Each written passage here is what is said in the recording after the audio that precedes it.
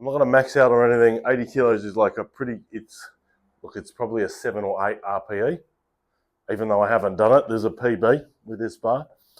So yeah, we're going to see how it comes up.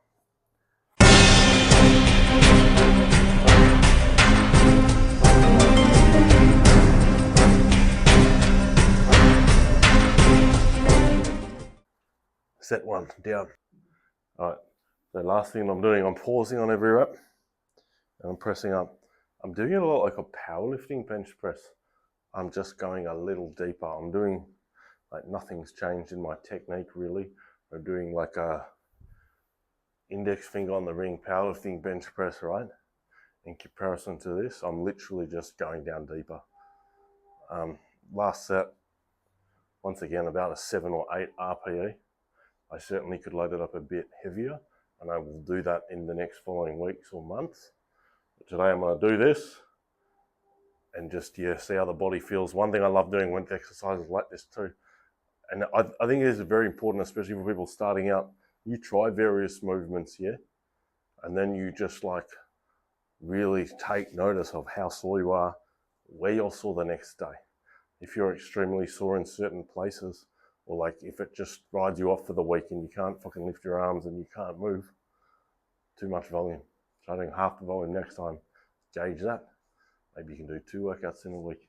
It's all about how much you can do over the course of like a year and a lifetime sort of thing. If you just do a week and then you can't train, if you just do a day, you can't train for a week because you're hurting, your whole upper body's sore, then you obviously can only do what you can for that day. Whereas if you break it up into half of that volume that you did, you can probably do it over 2 days. Plus you can get those fresh extra sets in from your second workout that you don't get in if you just do it all giant in one day. And you can do a little bit more volume. You can just sort of listen to your body a little bit better, and you can work according to your capacity. Just start contemplating where on my chest I land at. I haven't found a perfect sweet spot yet. I generally land my chest like towards the bottom part of my sternum and above my solar plexus. But yeah, I'm just messing around with it at the moment. I love this kind of stuff when you get a new toy and just play with it and figure out what works best for you. So I finally set up the belt squat, which is that mount there. I've got the belt squat outside. I've also got some chains. I look forward to some future videos experimenting with the chains, putting them even on the cambered bar. And yeah, just doing that west side barbell style of training.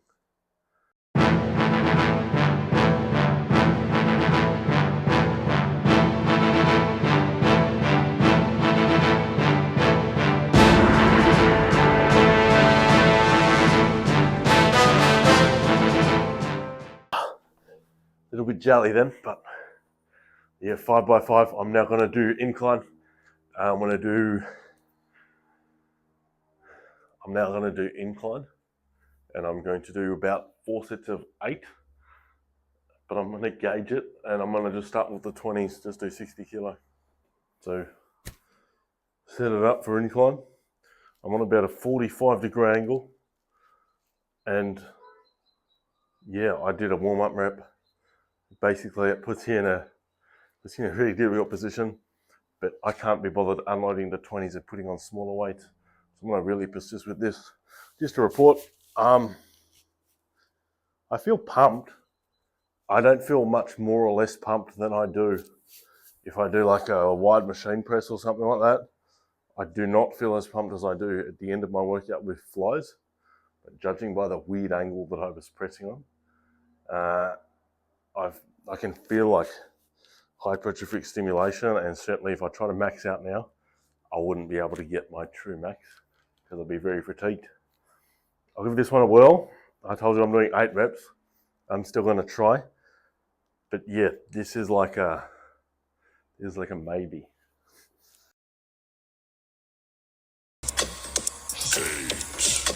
7, 6, 5, 4,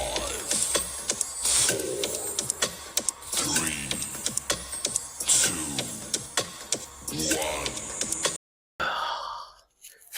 1. Man, that was weird in that end range. The shoulders were a little clicky. But it's probably honestly just because like when I go to that movement, my shoulder blades like loosen up and panic a bit. I just need to try and hold them tight the next set. And as I progress, as I do it for months on end, I know it's going to make my chest stronger, and I'm finally going to get off that dreaded max bench press that I've had for like the last 10 years.